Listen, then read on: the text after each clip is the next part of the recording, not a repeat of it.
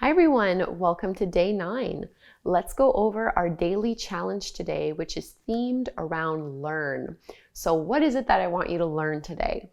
Well, this is a yoga challenge, so I would love for you to take some time today to learn a little bit about yogic philosophy. I'm going to post some links in the description of this video with recommended resources like books that I recommend if you want to go the book route, or just really great websites and articles that go in depth maybe on like the Yoga Sutras of Pantanjali, the 8 limbs of yoga, a few different themes. You don't have to read what I'm recommending here.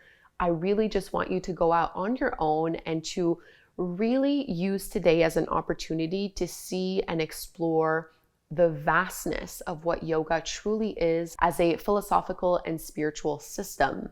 On my channel, I focus on yoga asana, so we do yoga poses and flows. That is only one small component of yoga. There is so much more to it that can help guide us in our lives, that can help give us a little bit of meaning, that can help us to connect to our own spiritual growth and to really help us navigate the ebbs and flows of life. This is a rich and complex subject, so you're not going to learn everything there is to learn in a day, but it can be a really nice introduction. So I really do hope you're going to do this daily challenge, and I would love for you to share what it is that you read in our Facebook group or even just in the comments. I'm curious to see what you guys are learning and what you guys are reading. I'm always looking for new sources of inspiration, and whether it's through YouTube videos that are outlining specific parts about the history and origins of yoga, or whether it's books or articles or any of that stuff, I think it's really nice.